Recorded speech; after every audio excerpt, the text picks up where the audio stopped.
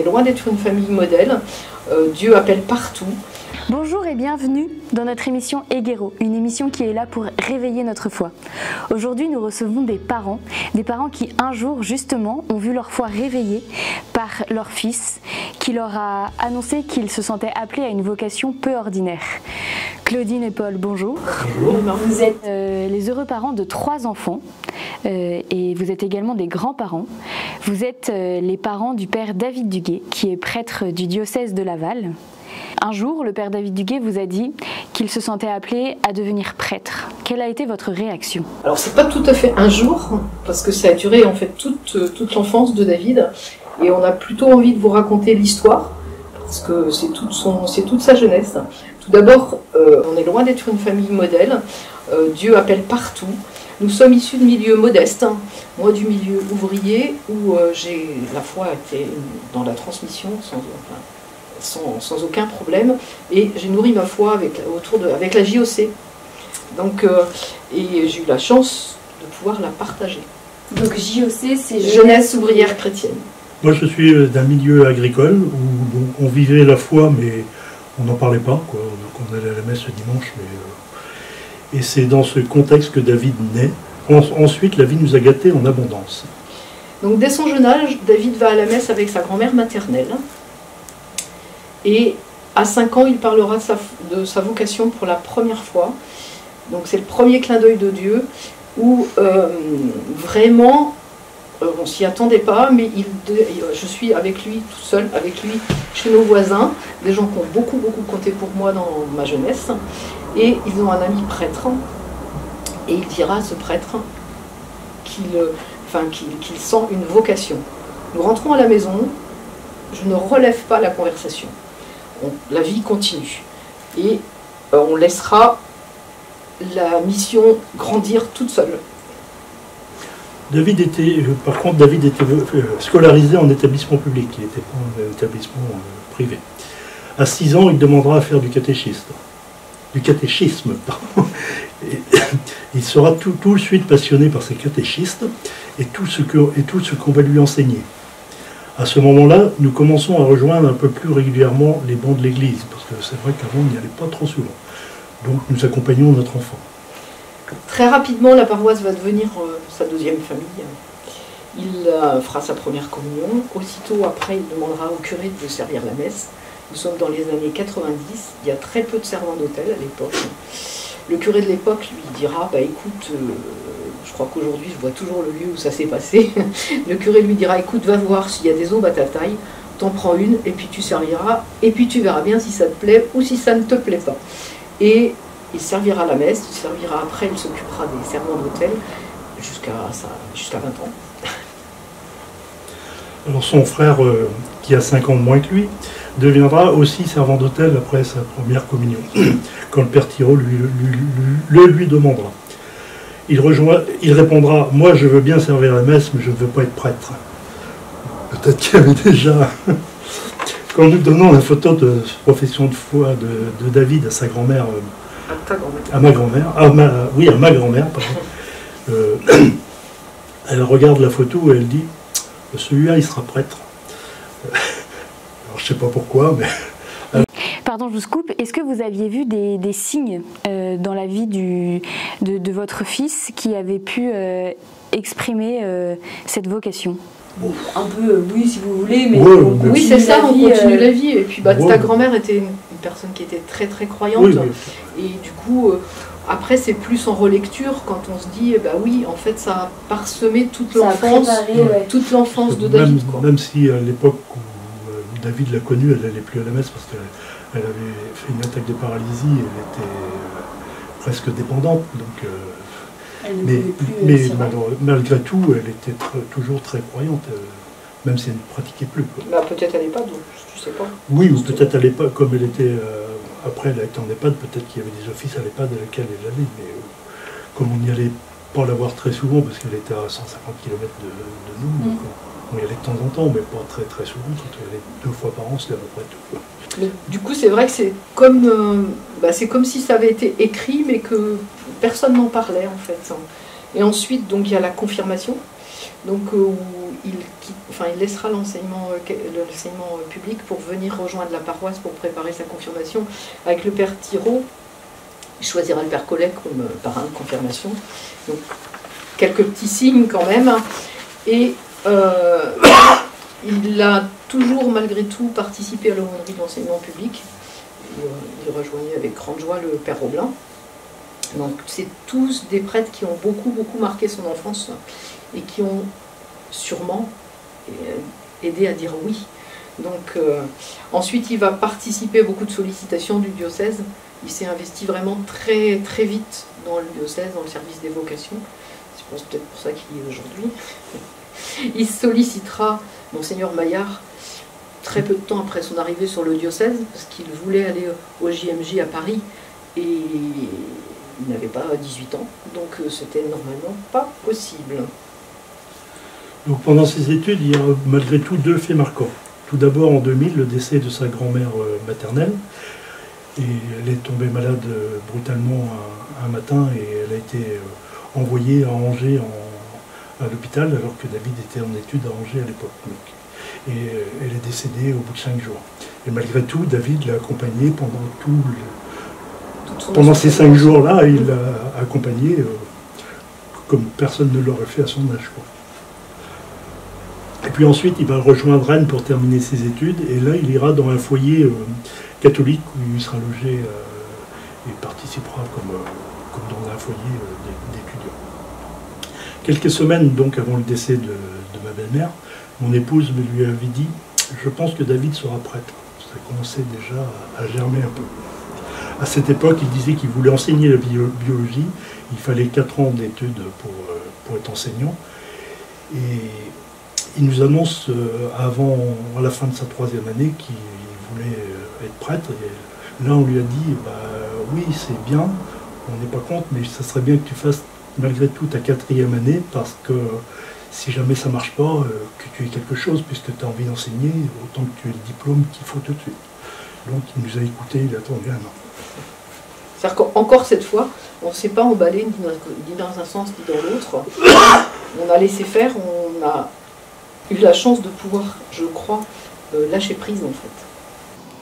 Au moment où vous recevez ces signes, est-ce que vous avez l'impression que vraiment il est appelé à ça, ou est-ce que vous continuez votre vie comme si de rien n'était? Alors tout au long de on voit bien que tout au long de l'enfance, il y a des signes, mais on a... Mais est-ce que ces signes-là, c'est maintenant que vous êtes capable de dire ils étaient là, ou est-ce qu'au moment où ils étaient là, vous vous disiez peut-être que ça va se réaliser? Non. Ou... Je pense que c'est plutôt après, au moment où il les a eus, on n'a pas porté attention, on n'a rien... Après, c'est plus quand j'ai dit à ma mère, effectivement, 15 jours avant qu'elle décède, David sera prêtre, c'est plus en analyse des choses, effectivement, on voyait bien qu'il participait beaucoup aux choses qui étaient proposées par le diocèse, à tous les week-ends, tous les week-ends, il n'était pas là, il ne disait pas forcément où il allait, mais il n'était pas là. Voilà, mais à 5 ans, non. Quand il a dit ça au prêtre ami de nos voisins, là, voilà, on n'a pas plus relevé. Par contre, on a toujours accompagné. C'est-à-dire que quand il a demandé à 6 ans d'aller au catéchisme, on n'a pas dit non, tu vas pas y aller. Enfin, on a dit ok, on était très content de l'accompagner, très content aussi de redécouvrir et de réavancer avec lui. On est heureux de ça. Et alors, est-ce qu'il y a eu un moment où vraiment vous vous êtes dit c'est parti, visiblement la vocation est ferme, quoi. Alors, quand on lui a dit fais ta 4e année, ensuite quand il a dit l'année d'après, il a dit je rentre au séminaire, on lui a dit t'es sûr, tu rentres maintenant, tu travailles pas un petit peu quand même pour voir, etc. Il a dit non, ça suffit. Donc là, on était sûr que c'était c'était les choses, mais on était heureux. Vous étiez heureux. Oui. Vous n'avez pas vécu cette annonce comme étant quelque chose de difficile, non. De se dire je projetais autre chose dans la vie de mon fils. Alors ça, s'il y a bien quelque chose, c'est qu'on n'a jamais rien projeté pour nos enfants. Jamais de chez jamais. Ils ont bien fait ce qu'ils ont voulu. Est-ce que vous diriez que la relation avec le Père David est différente de la relation que, d'une part, que vous avez avec votre fils, et aussi de la relation qu'il peut avoir avec ses frères et sœurs? Moi, je crois pas. Personnellement, je crois pas. Non. Alors, entre les enfants, non. Après, il reste malgré tout un repère pour les enfants sur beaucoup de sujets, beaucoup pour les deux autres. Il a marié son frère et sa sœur, il a baptisé ses deux nièces, mais non, leur relation, c'est vraiment une relation fraternelle, comme la même, enfin nous aussi, c'est une vraie, Voilà, c'est une relation personnelle. Il n'y a pas de passe-droit parce qu'il est prêtre. C'est le même traitement si on a quelque chose à dire, c'est pareil. C'est peut-être ce qui lui permet, lui, d'être incarné dans une famille, enfin, il est incarné dans une famille, et Oui. donc le fait de, voilà, avec ses parents, il reste l'enfant Oui, oui. qui doit marcher droit. C'est peut-être une façon aussi d'avoir un équilibre pour... Oui. Enfin, je pense qu'il a effectivement à cœur de tenir ce rôle-là, mais enfin, pour nous, c'est pas qu'il soit prêtre ou pas. Enfin, ça change rien. Enfin, moi, je pense pas que ça change quelque chose à notre relation. Après, forcément, ça peut changer dans le sens matériel des choses. C'est-à-dire, enfin, vous organisez quelque chose, vous faites attention. Enfin, voilà. Non, ça oui, mais ça n'a rien à voir avec le lien. Et justement ça, est-ce que c'est un défi aussi en termes d'organisation familiale que de pouvoir recevoir son fils prêtre? Par exemple, si vous voulez faire une réunion de famille un dimanche, et ben vous savez que vous ne pouvez pas l'inviter dès midi puisque certainement qu'il sera retenu par la messe. Moi, souvent, il arrive après l'apéro. Non, on y arrive. Non, On y on arrive. arrive. On arrive à réunir tout le monde et on arrive à passer des moments. On arrive à prendre des semaines de vacances toute la famille ensemble. Oui. Notamment en fin d'année, entre Noël et le jour de l'an, on est tous les ans partis à la montagne, tous ensemble. Et nous aussi, on a à cœur aussi pour Noël Qui d'aller puisse vers. participer, quoi. Ouais, puis on a à cœur Ah oui. pour Noël d'aller vers lui, par Oui. exemple. C'est-à-dire qu'on essaie la veille de Noël de le rejoindre là où il est. Alors, son frère, rarement, parce qu'il est dans sa belle famille. Oui, mais nous. Mais sa sœur, comme une année sur deux, elle est en Mayenne, elle vient aussi avec nous. Et quelle est, vous, finalement, votre place quand il a dit bah, je vais me former pour devenir prêtre, je vais aller au séminaire pour continuer ce discernement. Vous et la famille, les frères et sœurs, est-ce que vous aviez une place, je sais pas, par exemple, il vous demandait parfois de dire bah, est-ce que vous pensez que ma vocation elle est vraiment ici ou est-ce qu'elle est ailleurs? Ou est-ce que vous étiez à distance de tout ce cheminement-là? Alors à distance, pas vraiment à distance, mais David, dès l'orientation professionnelle, a pris sa vie en main. Et du coup, vraiment, je pense que là-dessus, on a fait confiance. C'était pas, enfin, qu'est-ce qu'on avait, enfin, de quel droit on aurait quelque chose à dire, je dirais. C'est pas à nous de dire, enfin, c'est Dieu qui décide, donc. Mais pour chacun des enfants, comme ce soit pour Benoît et Claire, leur vie personnelle et professionnelle, on leur a laissé libre choix de s'engager vers ce qu'ils avaient envie. On leur a pas demandé de faire le même métier que nous, par exemple. Ce qui, des fois, arrive dans certaines familles. Oui. Est-ce que votre foi a évolué avec la vocation de votre fils? Ah, ça, c'est sûr. Oui, certainement. Certainement. Oui. Ah, ça, c'est sûr et certain. Ouais. Ça, c'est sûr et certain, parce que, après, même si on était on nous a transmis la foi jeune. Après, on fait partie des gens qui ont vécu mai 68, les différents, toutes les réformes de l'Église. On avait pris un peu de distance avec l'Église. Donc, quand cet enfant de 6 ans vous dit « moi je veux aller au catéchisme », très certainement on l'aurait proposé, mais il a devancé la question.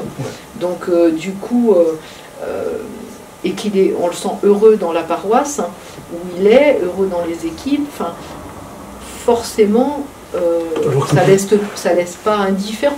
Alors que pour son frère et sa sœur qui étaient dans le privé, la question de catéchisme s'est pas trop posée. Ben non, et de toute façon, il avait ouvert la voie quelque part, donc du coup oui, et nous ça, sans doute, on serait revenu à l'église plus tard, mais David nous a entraînés, je dirais.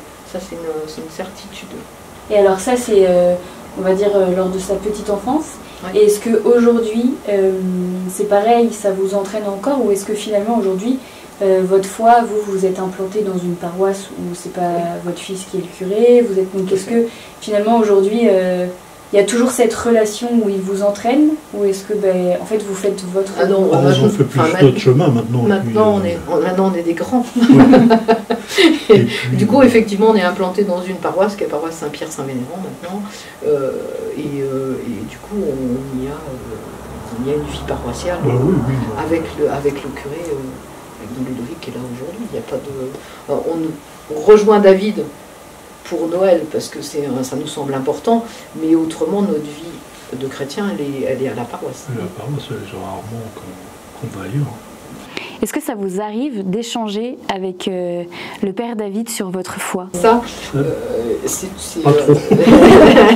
Du coup, alors on échange sur des sujets parfois qui sont des vrais sujets de fond, mais sur la vie spirituelle, on n'échange pas énormément. On est sans doute resté avec nos défauts de naissance et voilà, qui nous ont formés comme ça. C'est pas un sujet sur lequel on échange beaucoup, on a notre propre foi. Et puis, il reste votre fils. Oui. Donc vous n'avez pas forcément envie d'en faire de lui, c'est pas son rôle, un accompagnateur spirituel. Après, ça nous est voilà, c'est pas notre confesseur, ça nous est arrivé d'échanger sur des sujets de fond, parce que des questions qu'on se posait, etc., c'est arrivé. On n'a pas échangé avec les autres enfants de cette façon-là, ça c'est une certitude. Mais non, ça reste notre fils. Oui. Aujourd'hui, vous diriez que vous avez quelle place dans l'Église? La même que tout le monde. La même que tout le monde, on n'a pas une auréole. Du coup, à l'Église, on est comme les autres paroissiens. Alors avant l'ordination, effectivement, l'ordination pour la paroisse Saint-Pierre de l'époque, ça a été un événement, une joie. C'était l'enfant de la paroisse, ça c'est sûr. Ça a été une grande joie. Donc j'ai souvenir d'une semaine avant l'ordination où on croise une petite religieuse qui était là depuis très très longtemps et qui me dit « je suis toute heureuse, je suis toute heureuse ». Je lui dis « mais qu'est-ce qui vous arrive, ma soeur ?»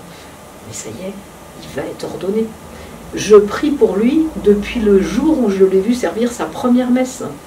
Et c'est pour ça qu'on peut dire quand même aujourd'hui, la famille, c'est fondement effectivement de la vie chrétienne, mais aussi toute cette communauté paroissiale qui nous a porté en fait sans qu'on s'en rende vraiment compte. C'est ça, la communauté paroissiale vous a porté. Est-ce que vous aviez l'impression que la communauté paroissiale attendait quelque chose de vous? Non, je n'ai pas l'impression qu'elle vous a vraiment laissé libre. Oui, elle n'a pas. Après, on s'est investi dans la communauté paroissiale à ce moment-là. Moi, j'ai fait du catéchisme, j'ai accompagné de la confirmation, j'ai fait pas mal de choses. Mais la communauté paroissiale ne nous a rien demandé parce qu'on était les parents de l'Église. Aujourd'hui, moi, je suis un peu plus investi dans le bénévolat auprès de la paroisse, mais ça n'a rien à voir avec la foi de David. Je suis en retraite, ça me permet de passer un peu de temps et puis de rendre service. Est-ce que ça vous arrive d'avoir peur pour votre fils? Est-ce qu'on n'a pas... On a toujours peur, parce qu'avec tout ce qu'on entend, tout ce qui se passe, on a toujours peur qu'il y ait quelque chose, mais je crois quand même suffisamment fort dans tout ce qu'il fait. Donc, on a toujours peur pour nos enfants, de toute façon. Oui, on n'a pas plus peur pour lui que pour les autres. Pour les autres, voilà. Après, on n'a pas plus peur, et puis on a vraiment une belle récompense, c'est qu'on a 3 enfants heureux dans ce qu'ils font, dans ce qu'ils sont, à la fois personnellement et professionnellement. Donc, à partir du moment où vous avez des enfants heureux, vous êtes heureux aussi. Hein. Alors, parmi ceux qui regardent cette vidéo, il y a peut-être des parents ou même des enfants qui ressentent l'appel à la vie consacrée. Mais peut-être qu'ils se disent qu'eux, ils ne se sentent pas de rentrer au séminaire ou de faire une première démarche parce qu'ils ont peur justement de la réaction de leurs parents. Qu'est-ce que vous leur diriez à ces enfants-là? Il ne faut pas avoir peur de dire oui, que c'est une belle récompense, voilà. Malgré tout, même si quelquefois, nous ça peut être notre cœur, mais si les parents peuvent avoir peur, à mon avis, à l'avenir, c'est une belle récompense. Surtout si... vaut mieux un fils prêtre heureux que d'un autre métier malheureux. pas dans une autre vocation. Après, moi, je dirais faire confiance, quoi. Faire confiance, c'est vraiment, nous, on est, les prêtres tous les prêtres qu'il a rencontrés sont des témoins mis sur la route. Nous, les parents, on accompagne pour qu'il aille vers ce qui plaît, ce que l'enfant a envie de faire, en fait. Franchement, faites confiance à Dieu, quoi. Il sait faire. Et aujourd'hui, qu'est-ce que vous souhaitez à votre fils, le père David Duguet? Nous souhaitons surtout que notre fils devienne, comme tous les prêtres qu'il a côtoyés pendant sa jeunesse, un visage de prêtre qui aide à dire oui. Amen. On pourrait presque le dire. Eh bien, c'est sur ces mots qu'on va clôturer cette interview. Merci beaucoup d'avoir pris le temps de répondre à nos questions. Merci aussi, Eva. On vous laisse à votre tour commenter la vidéo pour nous dire ce que vous en pensez, pour nous dire vos réactions. Et puis on vous laisse aussi vous abonner à notre chaîne YouTube pour nous soutenir. Merci et à bientôt.